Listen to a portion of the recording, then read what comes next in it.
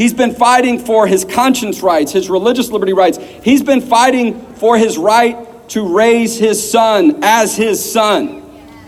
There's a court order in place that's forcing him to do otherwise.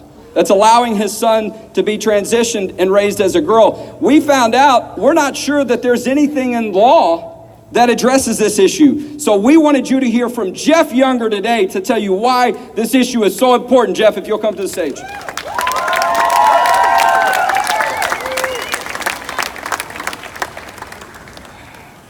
Fellow Texans, I'm an Orthodox Christian. We've just gone into Great Lent. We're approaching the holy days of Easter.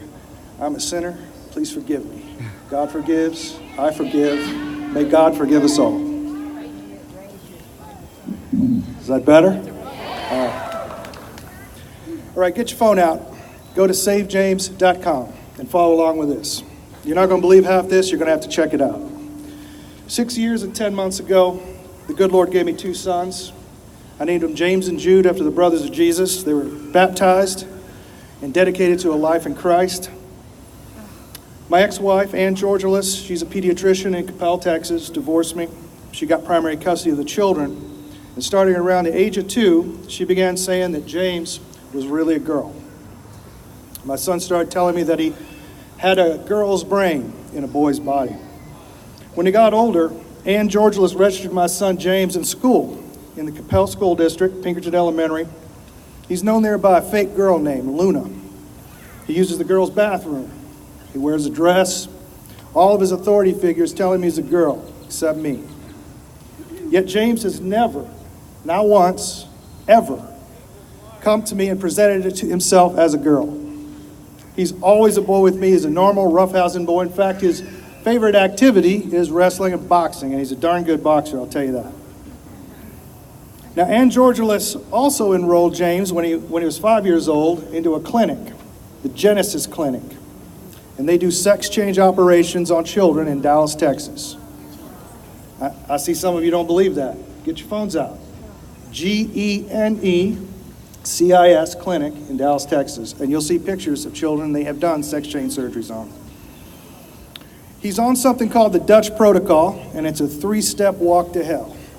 Here's how it works.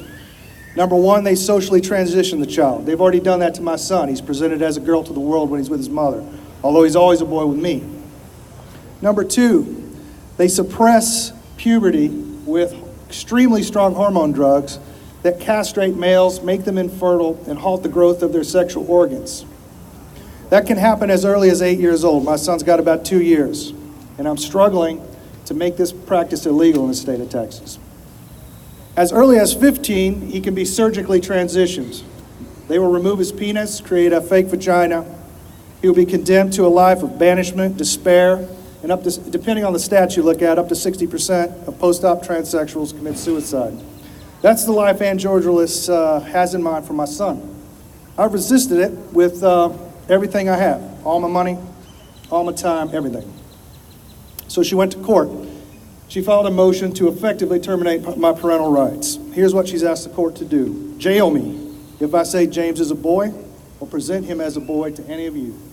To jail me if I refuse to attend transgender ideology education classes or if I fail to satisfy the transgender instructor of that class. And I assure you, I would never satisfy such an instructor.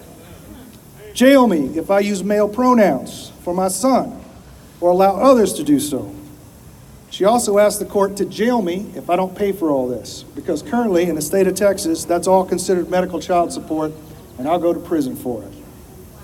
I'm currently under court orders, temporary orders, and injunction from the court that prevents me from presenting my son as a boy to anybody who's ever known him as a girl. They have also issued prior restraints on my parental speech, and everyone here should know prior restraints on speech are totally unconstitutional. The federal courts are virtually unanimous, going all the way back to founding this country on that. I cannot try to convince my son that he is a boy. Now that means I've been unable to teach him traditional Christian teachings on sexuality and gender, and I can't let him go to Sunday school because in my church, pretty much like yours, we teach this as just men and women. Now they want to keep all this secret. They've tried to use gag orders on me. They've tried to seal the court records. They've enacted those prior restraints. Psychologists have threatened me with losing my child if I dare to go public with this and tell you my child's real name is James instead of Luna. But you need to know what's happening in the darkness. This is happening in family courts all over the state now. My son's just the tip of the spear. So we need to fight this. And they're coming for my son, that's for sure. It won't be long before they're coming for your children.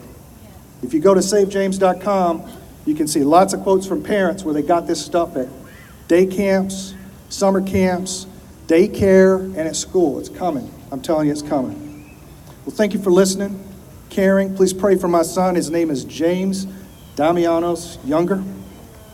Please visit savejames.com for more information and help us stop this outrage in Texas.